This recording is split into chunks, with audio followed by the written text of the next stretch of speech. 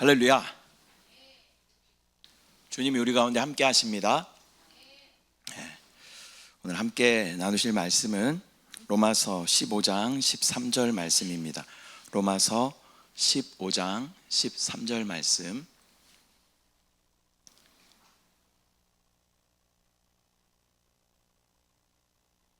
잠옷실에 계신 분들은 가급적 나와서 예배를 드리시기 바랍니다. 네. 거기서는 예배가 잘 안 드려져요. 잘 아시겠지만 나와서 함께 예배 드리길 바랍니다. 자, 로마서 15장 13절 말씀 함께 합독합니다. 시작. 소망의 하나님이 모든 기쁨과 평강을 믿음 안에서 너희에게 충만하게 하사 성령의 능력으로 소망이 넘치게 하시기를 원하노라. 아멘. 저는 오늘 본문의 말씀을 가지고 소망이 넘치게 하시기를 원하노라 라는 제목으로 말씀 나누도록 하겠습니다. 제목을 다 같이 한번 따라 하겠습니다. 시작. 소망이 넘치게 하시기를 원하노라. 아멘. 여러분, 행복하기를 원하십니까? 모든 사람들은 행복하기를 원합니다. 그런데 전염병과 또 경제적인 위기와 또 메마른 사람들로 가득한 시대를 우리가 지나면서 우리에게는 어쩌면 절망이라는 단어가 더 쉽게 들려오는 것 같고, 또 포기와 낙심, 이런 단어가 어쩌면 만연해 있는 그러한 시대를 우리가 살아가고 있습니다. 여러분, 이렇게 길을 지나다가 혼자 가는 분들 표정을 한번 잘 보셔요. 행복한 사람이 한 명도 없는 것 같아요. 여러분, 길을 가다가 아마 제가 여러분들을 못 알아보고 저도 이렇게 지나가면요, 저한테서도 행복한 표정을 찾기 어려우실 거예요. 그러니까 우리가 이렇게 있으면, 같이 있으면 웃기도 하고 또 이렇게 하지만 우리 삶 가운데는 언제나 고민이 있고 염려가 있고 고난이 있는 그러한 우리의 삶을 우리가 경험하게 되는 것이죠. 또 여전히 코로나라는 질병이 우리의 뇌리에 세게 박혀 있습니다. 그래서 오늘 말씀을 준비하면서 제가 이 검색창에 코로나라고 쳐봤어요. 그랬더니 자동으로 검색되는 단어가 뭐였냐면요, 코로나 재유행, 코로나 확산세, 이런 단어들이 자동으로 이렇게 검색이 되더라고요. 그러면서 또 거기에 따르는 뉴스들이 이렇게 보도가 되는데 여전히 코로나가 많이 있더라고요. 걸린지도 모르고 우린 지나가기도 하지만 코로나라는 것이 계속 우리의 삶 가운데 같이 이렇게 공존하고 있다라는 것을 느끼게 되는 것이죠. 근데 코로나의 정식적인 명칭이 뭘까요? 코로나 뒤에 뭐가 붙어요? 19가 붙어요. 19 의미가 뭐예요? 그럼 언제 얘가 발생했다는 거예요? 2019년도. 근데 여전히 2019년도 6년 전의 일을 그 안에 갇혀서 여전히 그 가운데 공포 가운데 살아가고 있는 우리의 모습을 발견하게 되는 것이죠. 여러분, 그때 생각나십니까? 코로나 때? 백신을 맞아야 되고 마스크를 계속 써야 되고 장을 보는 것도 오늘은 네가 장을 보고 내일은 내가 장을 보고 마음대로 장도 못 보고, 또 마스크 산다고 또 약국 앞에 1점 몇 미터씩 떨어져 가지고 줄을 서고, 또 마스크를 또 마음대로 살 수도 없어요. 마스크를 5개 샀다고 또 그걸 막 좋아하면서 인증샷도 찍고 그랬던 기억이 저와 여러분에게 있는 것이죠. 여전히 또 그런 질병의 두려움 가운데 우리가 살아가고, 또한 금리가 불안하고 또 대출이 규제되면서 서민들이 많은 어려움 가운데 살아가고 있는 우리의 모습을 보게 됩니다. 또한 청년들은 여전히 취업의 어려움을 겪고 있고, 또 건강과 노후와 미래에 대한 그러한 스트레스가 또 나라를 뒤덮고 있는 것 같습니다. 또 국제 관계도 많이 어려운 것 같아요. 그래서 세계 최애 강국이라고 할 수 있는 미국에서 이 관세라는 것을 가지고 많은 나라들을 이렇게 컨트롤하려고 하는 그러한 모습들도 보게 되는 것입니다.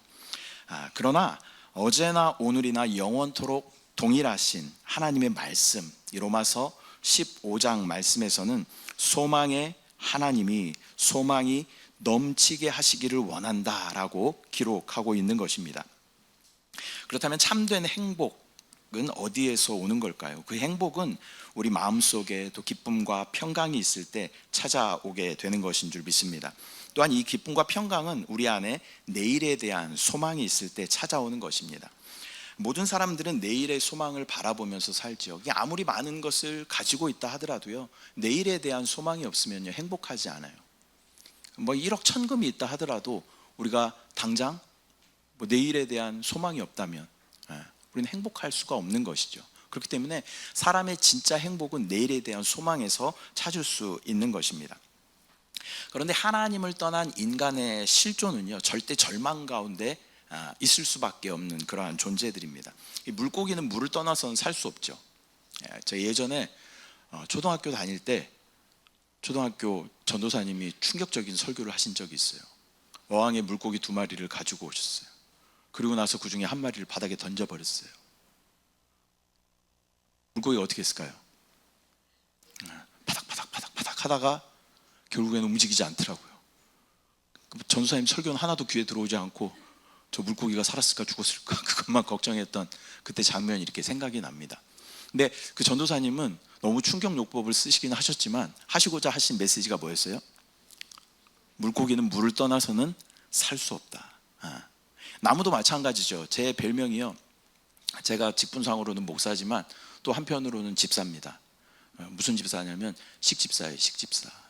그래서 이 나무들 중에 많은 것들이 창립 예배 드릴 때 선물로 받은 나무들이 제가 진짜 영혼을 다 바치면서 물을 주고 또 비료를 주고 이렇게 해서 지금 잘 이렇게 키우고 있는데요.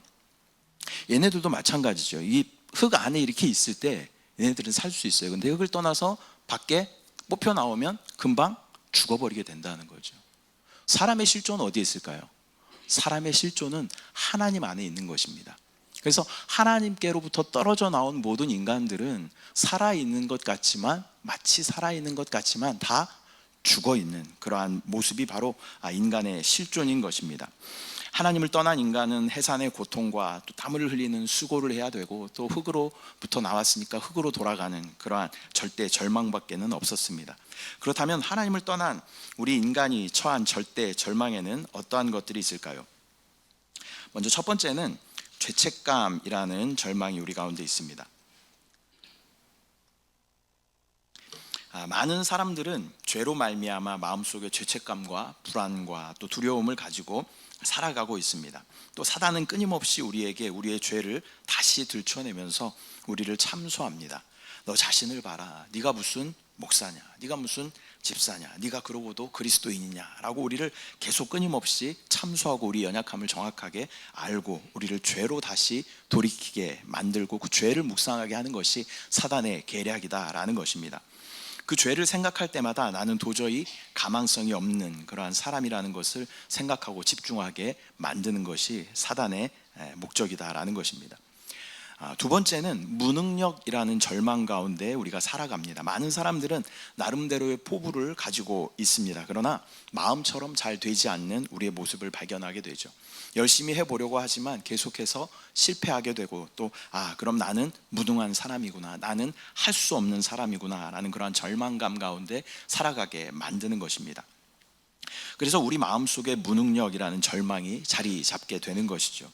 누구는 금수저로 태어나서 노력하지 않아도 승승장구하고 있는데 나는 가능성이 없는 그러한 사람이구나 하고 포기하게 만드는 것입니다. 열심히 하면 할수록 한계에 부딪히게 되고 또 결국에는 포기하게 만드는 것이 바로 사탄이 우리에게 사용하는 그러한 계략이다라는 것입니다.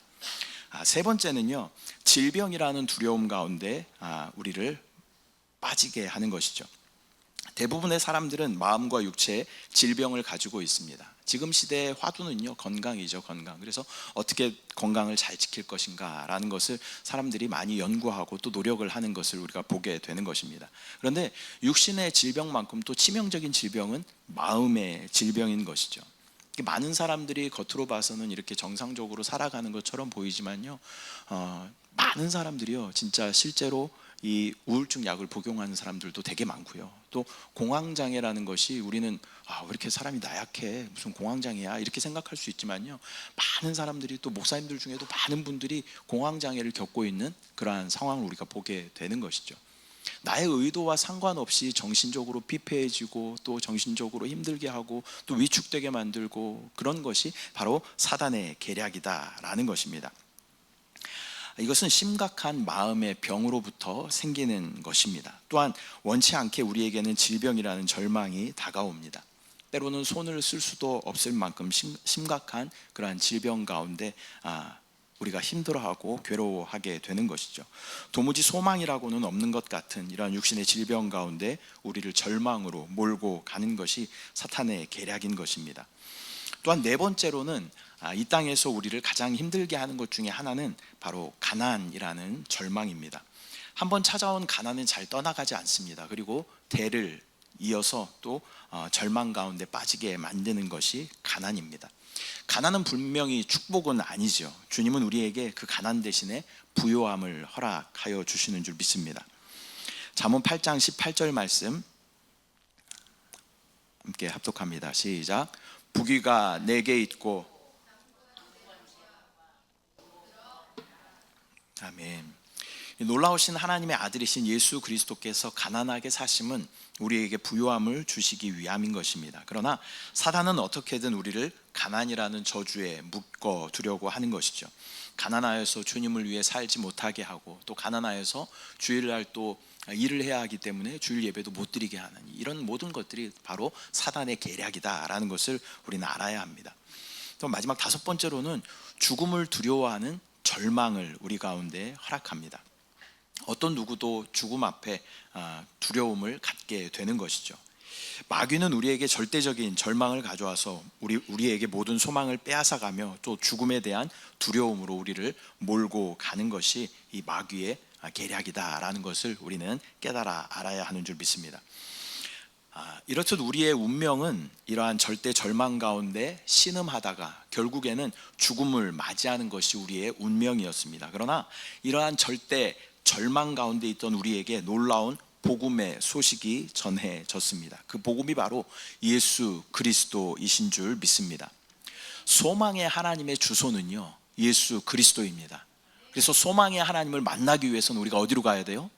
예수 그리스도께로 나아가야 하는 줄 믿습니다. 우리가 잘 아는 말씀, 요한복음 14장 6절 말씀 함께 큰 소리로 합독합니다. 시작. 예수께서 이르시되 내가 곧 길이요 진리요 생명이니 나로 말미암지 않고는 아버지께로 올 자가 없느니라. 아멘. 물을 떠난 물고기가 살아갈 수 없는 것처럼 하나님을 떠난 우리는 생명으로부터 멀어져 있었습니다. 그러나 다시 우리를 생명으로 돌아갈 수 있도록, 하나님께로 돌아갈 수 있도록 그 길을 여신 분이 바로 예수 그리스도이신 줄 믿습니다. 예수님께서 내가 곧 길이다, 진리다, 생명이다 라고 말씀하셔요. 근데 영어 성경에 보면요, 이 앞에 정관사가 붙어 있어요. 더라는 정관사가 붙어 있어요. 이 더는 무엇을 의미할까요? 정관사는 그것을 지정하는 거예요. 그 길, 그 진리, 그 생명, 그런 의미가 있습니다. 또 다른 의미는 무엇이냐면요, 유일한이라는 의미가 있어요. 하나님께로 돌아갈 수 있는 유일한 길, 그분이 누구예요? 예수 그리스도이신 줄 믿습니다. 이 거짓이 만연한 이 땅 가운데 유일한 진리, 그분이 누구셔요? 예수 그리스도이신 줄 믿습니다. 죄로 인하여 사망으로 갈 수밖에 없는 우리에게 영원한 생명이 되신 유일한 생명, 그분이 누구십니까? 예수 그리스도이신 줄 믿습니다. 그 예수 그리스도 안에서 우리는 이 절대 절망을 소망으로 바꿀 수 있게 되는 줄 믿습니다. 절망 가운데 처해 있던 우리에게 유일한 길이 되시고 유일한 진리가 되시고 유일한 소망이 되시는 분이 바로 예수 그리스도이신 줄 믿습니다. 여러분, 인생 가운데요, 예수 그리스도 없으면요, 여러분이 가고 있는 길이 맞는 길인 것 같지만 결국에는 멸망의 길로 가는 것입니다. 여러분 인생 가운데 예수 그리스도가 없으면 여러분이 아는 것이 다 진리인 것 같지만 다 거짓 가운데 놀아나고 있는 거예요.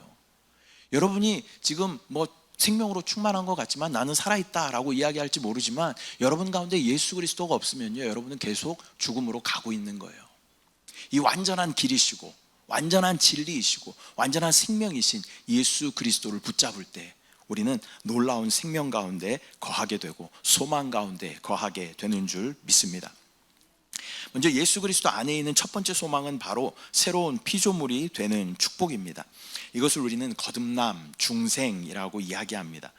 사단은 우리에게 절대 절망의 죄책감으로 우리를 어둠 가운데 몰고 가지만 예수 그리스도라는 그 이름 안에는 우리는 이 모든 죄책감을 다 벗어버리고 하나님의 놀라운 의 되시는 축복을 누리게 되는 줄 믿습니다. 저와 여러분은 죄로 꽉 짜여진 그러한 존재들이죠. 그 죄의 결과는 뭐예요? 사망이에요. 근데 우리 가운데 예수 그리스도께서 우리 가운데 그 보혈을 흘려주심으로 말미암아 영원한 사망에서 우리를 구원하여 주시고 우리를 의롭게 하시고 거룩하게 하신 그 보혈의 능력이 바로 예수 그리스도의 보혈의 능력인 줄 믿습니다. 그 보혈은요, 어떠한 능력이 있냐면요, 율법의 저주에서 우리를 속량하는 능력이 있어요. 우리는 율법의 저주 가운데 살았던 그러한 사람들이에요. 그러나 우리 가운데 예수 그리스도의 보혈을 흘려주심으로 말미암아 우리를 그 율법의 저주에서 속량하여 주셨다.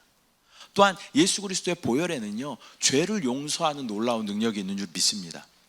저와 여러분은 날마다 죄 가운데 있죠. 또 우리 안에 이 죄의 속성 원죄라는 것이 있어요. 그러나 예수 그리스도의 보혈로 말미암아 우리의 죄를 씻어주시는 놀라운 능력이 있다. 또한 죄의 흔적까지도 깨끗하게 하시는 그 능력이 예수 그리스도의 보혈 안에 있는 줄 믿습니다.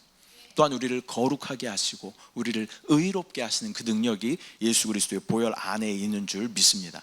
그래서 우리가 그 보혈을 의지하고 보혈 안에 있기만 하면 우리는 모든 이 죄책감의 절망의 저주에서 우리는 구원받고 하나님의 놀라운 의인으로 하나님께서 우리를 불러주신다라는 것입니다.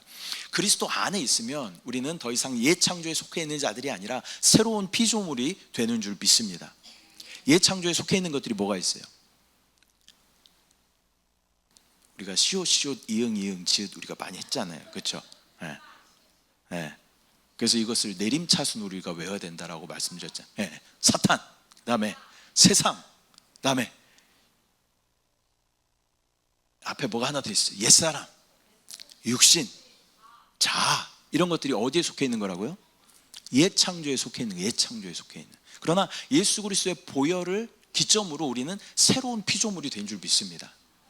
더 이상 우리는 사단의, 세상의, 또 옛사람의, 육신의 자아에 속해 있는 자들이 아니라 하나님의 놀라운 은혜 가운데 속하는 자들이 된 줄 믿습니다. 또한 예수 그리스도 안에 있는 두 번째 소망은 모든 것을 할 수 있는 능력의 축복인 줄 믿습니다. 저와 여러분은 배워서 무엇인가를 할 수 있겠죠. 또 우리가 천연적으로 무엇인가 어떤 잘할 수 있는 어떤 소질들이 우리 가운데 있겠죠. 그러나 그것들은 다 한계가 있는 거예요. 그래서 공부 잘하는 애들은요, 예전에는 개천에서 용 난다 하는 말이 있었어요. 개천에서 용이 자주 났죠. 진짜 시골에서 진짜 교과서만으로 공부했는데도 또 서울대 가고 수석하고 이런 사람들이 있었어요. 근데 요즘은요, 그것이 잘 통하지가 않습니다. 공부를 진짜 잘하는 사람들은 몇 가지 조건이 있어야 된대요. 일단 애가 머리가 좋아야 돼. 그 다음에 엄마의 정보력이 있어야 된대요. 그 다음에 할아버지의 재력이 있어야 된대요. 이 세 가지 조건을 만족시켜야 애가 진짜 엘리트가 된다라고 이야기를 하는 거예요. 저와 여러분은 잘 해당 사항이 잘 없잖아요. 그래서 이렇게 예전부터 수포자 얘기를 걸어오게 되는 거잖아요. 그러니까 우리의 어떠함으로 무엇을 돌파해내고 능력을 발휘하기가 쉽지 않은 그러한 세상을 우리가 살아가고 있는 거예요. 그러나 내 안에 누가 계셔요? 우리가 거듭난 이후로는 우리 안에 누가 계셔요? 성령이 함께 하셔요.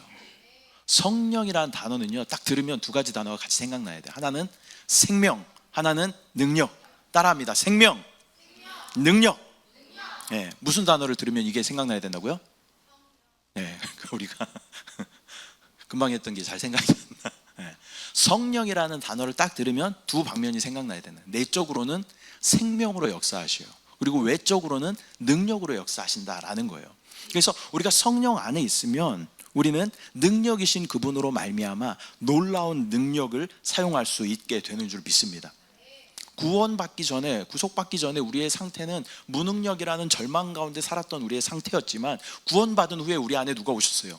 성령이 오셨어요. 그분은 초월의 영이셔요. 초월의 영. 우리의 능력과 또 세상의 모든 상식과 또 모든 지식을 초월하여 역사하시는 분인 줄 믿습니다.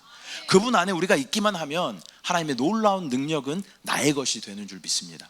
나의 어떠함이 아니라 성령님의 어떠하심으로 말미암아 우리는 능력 있는 사람이 되는 줄 믿습니다. 또한 예수 그리스도 안에 있는 세 번째 소망은 바로 치유의 축복인 줄 믿습니다. 주님의 십자가는 우리의 모든 질병을 짊어지신 그러한 십자가가 되는 것입니다. 그래서 대부분의 신유는 바로 주님의 십자가의 사건이 우리 가운데 주관적으로 체험되어질 때 우리 가운데 신유, 치유가 나타나요. 그래서 이 객관적인 말씀을 우리가 무엇이라고 이야기하냐면 기록되어져 있는 말씀을 로고스라고 이야기해요. 근데 그 로고스 말씀이 우리 가운데 실제적으로 능력으로 역사하기 위해서는 그 로고스의 말씀이 레마가 될 때 우리 가운데 실제적으로 역사하게 된다는 거예요. 근데 치유에 있어서도 십자가도 동일한 원리라는 거예요.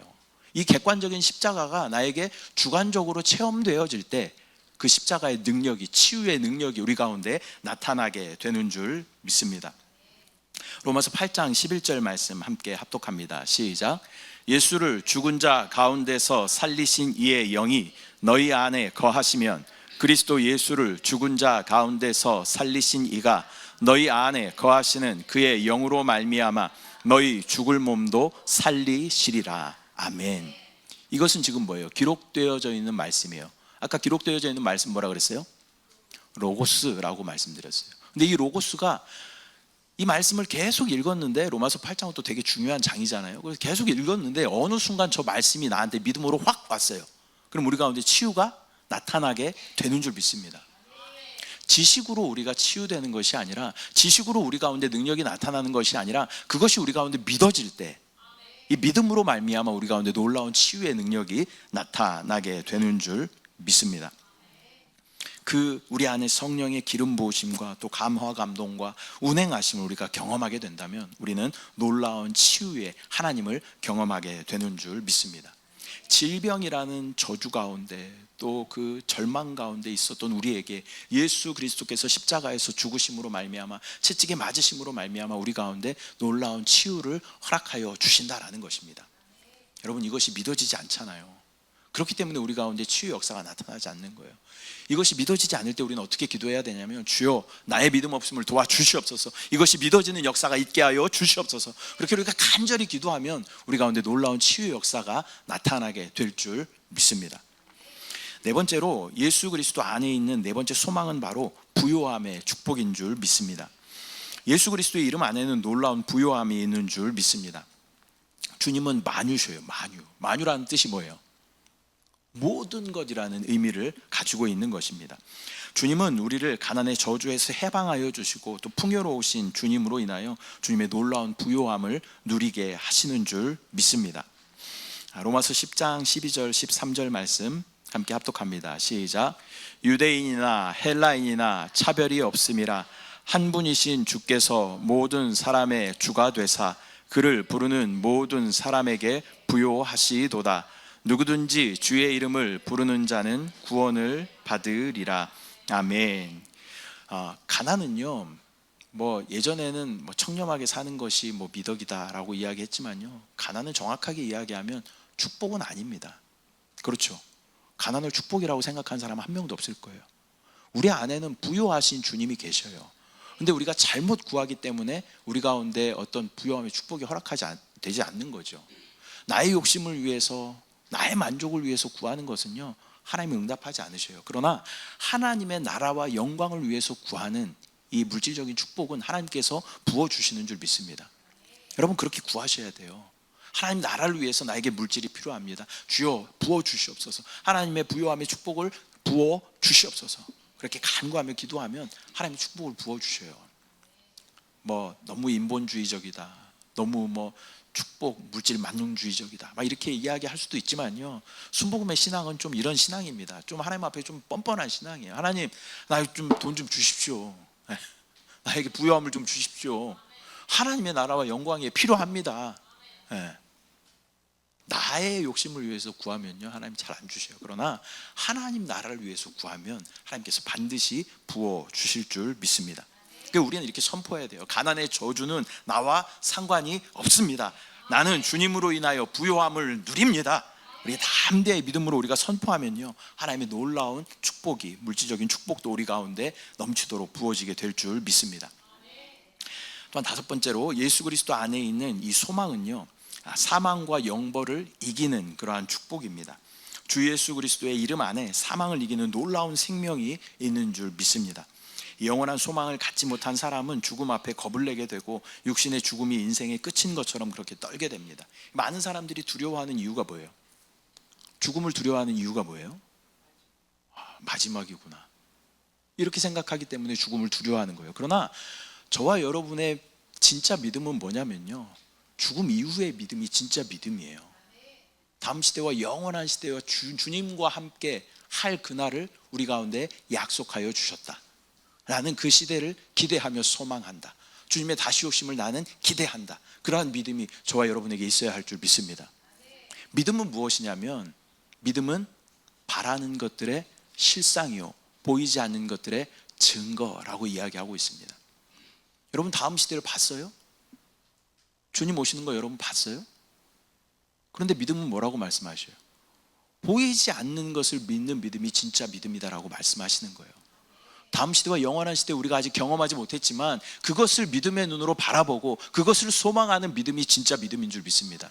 그것을 우리가 믿음으로 볼 수 있으면 우리는 죽음에 대한 두려움에서 자유할 수 있게 되는 줄 믿습니다. 여러분 얼마나 사실 거예요? 한 200년 사실 거예요? 200년 살아도요, 영원한 하나님의 시간에서 봤을 때는요 진짜 아무것도 아니에요. 먼지만큼도, 티끌만큼도 안 돼요. 근데 그것을 위해서 우리는 진짜 막 다 바쳐서 우리가 살아가잖아요. 근데 진짜 믿음은 이 티끌에 있는 것이 아니라 하나님과 함께하는 영원한 시간에 있는 줄 믿습니다. 그것이 우리의 소망이 되어야 되는 줄 믿습니다. 다음 시대와 영원한 시대의 소망을 가지고 주님 오심을 믿음으로 바라보고 소망하는 자들에게는 하나님의 놀라운 축복이 넘쳐나게 되는 줄 믿습니다. 그런 사람들은요 죽음 가운데 절망하지 않아요. 죽음을 두려워하지 않아요. 왜? 죽음은 주님과 함께하는 새로운 시작이기 때문에. 그러한 믿음으로 달려가는 저와 여러분들 되시기를 축복합니다. 말씀 맺도록 하겠습니다. 저와 여러분이 믿는 우리의 하나님은 소망의 하나님이십니다. 주님은 절대 절망 가운데 있는 우리를 절대 포기하거나 방치하지 않으십니다. 주님은 우리의 믿음을 사용하여 소망을 누리기를 원하십니다. 우리가 참된 하나님을 믿고 있다면 우리 안에는 소망의 하나님이 계시는 것입니다. 여러분 하나님 믿으십니까? 하나님 믿으면요 우리 안에 누가 있어요? 소망의 하나님이 함께 하신다는 거예요. 왜 하나님은 소망의 하나님이에요? 하나님은 시간의 제약을 받지 않으시니까, 또 하나님은 어떤 능력의 제한을 받지 않으시니까 하나님은 소망으로 충만하신 분이신 줄 믿습니다. 우리가 하나님 안에 거하기만 하면 그 하나님의 놀라운 소망이 우리의 소망이 되는 줄 믿습니다. 먼저 첫 번째로는 우리 죄책감에서 우리를 건지시고 새로운 피조물로 거듭나게 하시는 소망이 그리스도 안에 있다라고 말씀드렸어요. 또한 무능력이라는 인간의 한계를 뛰어넘는 그 성령의 초월의 능력이 우리 안에 역사하고 계신다. 또한 세 번째로는 육신의 질병을 담당하신 그 십자가의 능력이 우리의 연약한 육신도 치유하시고 주님 오시는 그날에 또 영광의 몸으로 우리의 몸을 변화시켜 주신다라는 그런 소망이 우리 가운데 있어야 할 줄 믿습니다. 또한 이 가난이라는 저주를 담당하신 만유이신 주님이 우리 안에 함께 계시기 때문에 나는 가난과 상관이 없다, 만유이신 주님의 부요하심이 나의 것이다, 그러한 믿음의 선포가 우리 가운데 있어야 할 줄 믿습니다. 또한 이 죽음이라는 저주를 깨트리시고 예수 그리스도의 부활은 그런 의미가 있는 것이죠. 죽음의 영역 안으로 들어가셔요. 왜? 죽음의 영역을 다 둘러보셔요. 그리고 그 죽음을 정면으로 돌파하신 사건이 바로 이 부활이라는 사건인 것입니다. 그 부활의 소망으로 우리가 충만하면요 우리는 죽음의 이 절망 가운데서 벗어날 수 있게 되는 줄 믿습니다. 여러분 행복하십니까? 이 하나님의 소망으로 충만하면요 우리는 나의 상태와 우리의 환경과 상관없이 우리는 행복할 수 있습니다. 전에도 한번 말씀드렸지만 못 들으신 분들이 계시기 때문에 다시 한번 말씀드리면요, 예전에 식당에서 이렇게 밥을 먹다가 밥 뚜껑에 복이라는 한자가 써 있는 걸 봤어요. 복. 이게 복이라는 한자를 제가 유심히 이렇게 봤습니다. 숟가락에도 있고 막 젓가락에도 있고 밥그릇에도 있고 있더라고요. 복이라는 한자는 어떻게 생겼냐면 보일 시자가 이렇게 있어요.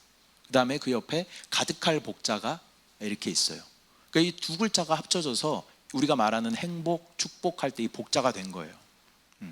근데 이 보일 시자는 무엇을 의미하냐면요, 신을 나타낼 때 쓰는 한자가 바로 이 부수가 바로 보일 시자예요. 보일 시자. 그럼 신은 누구예요? 여러분의 신은 누구예요? 하나님이시죠. 근데 이 옆에 자가 뭐라 그랬어요? 가득할 복자. 여러분이 생각하는 행복, 축복과는 조금 다른 어떠한 의미의 복이 바로 진짜 복입니다. 그 복은 뭐예요? 하나님으로 가득한 것이 복인 줄 믿습니다. 여러분 안에 하나님으로 충만하십니까? 그럼 여러분 복 있는 사람들입니다. 여러분들이 많은 것을 다 누리고 가지고 있지만 여러분 안에 하나님이 충만하지 않으셔요? 그러면 여러분들은 불행한 사람들이에요. 우리 안에 하나님의 생명으로 충만함으로 하나님의 놀라운 복을 누릴 뿐만 아니라 그 축복을 나누어 주며 사는 저와 여러분들 되시기를 축복합니다. 이 절망의 시대를 우리가 살아가고 있지만 그러나 우리 안에 영원한 소망 되시고 영원한 축복이 되어 주시는 그분을 우리가 붙잡을 때 저와 여러분은 행복한 사람, 소망이 있는 사람들이 될 줄 믿습니다. 기도하겠습니다. 사랑의 주님, 은혜와 사랑을 감사드립니다. 오늘 귀한 9월 첫째 주 우리 가운데 허락하여 주시고 주님 앞에 나와 또 함께 예배하며 또 찬양하며 기도할 수 있도록 인도하심을 감사합니다. 우리 마음을 주님 앞에 온전히 쏟으며 나아갈 때 하나님 놀라운 은혜와 생명으로 충만하게 채워주시고 절망 가운데 살아가고 있는 우리의 환경일지라도 그러나 우리 안에 영원한 소망 되시는 하나님으로 충만함으로 말미암아 정말로 행복하고 또 축복 있는 또 복 있는 그러한 사람들 될 수 있도록 주여 우리 가운데 역사하여 주시옵소서. 함께 하신 주님을 찬양합니다. 주님을 신뢰합니다. 주님을 사랑합니다. 감사드리고 예수님의 이름으로 기도드립니다. 아멘.